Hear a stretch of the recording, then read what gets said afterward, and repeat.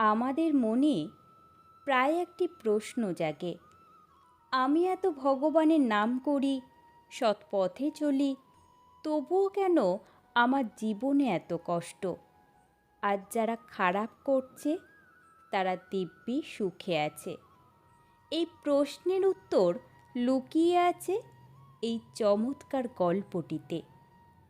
একই স্কুলে দুই বন্ধু পড়ত, বড় হয়ে তাদের পথ আলাদা হয়ে যায়। প্রথম বন্ধু ধনী ঘরের সন্তান, সে খারাপ পথে চলে যায়, মদ্যপান, জুয়া আর অর্থনৈতিক কাজে লিপ্ত হয়।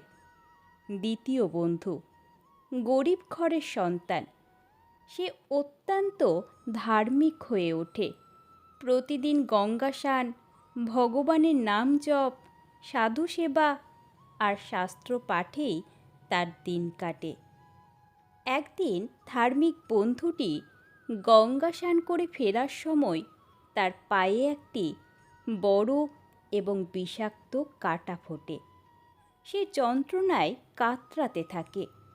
ঠিক সেই সময় তার সামনে দিয়ে সেই অধার্মিক বন্ধুটি দামি পোশাকে সজ্জিত হয়ে বেশ মৌজ করে যাচ্ছিল।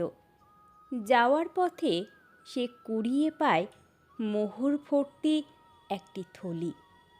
ধার্মিক বন্ধুটির মনে প্রবল সংশয় জাগল, আমি ধর্মপথে চলে পেলাম বিষাক্ত কাঁটা, আরও অধর্ম করে পেল মোহরের থলে।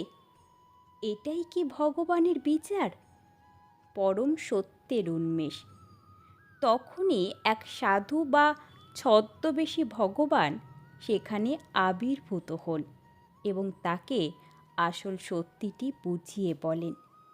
প্রথম, ধার্মিক বন্ধুর বিচার। পূর্বজন্মের কর্মফল অনুযায়ী আজ তোমার ফাঁসি হওয়ার কথা ছিল, কিন্তু এই জন্মে তোমার ভক্তি আর পুণ্যকর্মের প্রভাবে সেই বিশাল শাস্তি কমে গিয়ে মাত্র একটি কাঁটার আঘাতে পরিণত হয়েছে।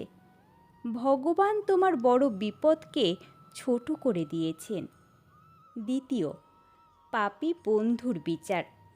ওর পূর্বজন্মের অনেক পুণ্য ছিল, যার ফলে আজ ওর রাজা হওয়ার কথা ছিল, কিন্তু এই জন্মের পাপাচারের কারণে সেই রাজ্য কমে গিয়ে মাত্র এক থলি মোহরে এসে ঠেকেছে।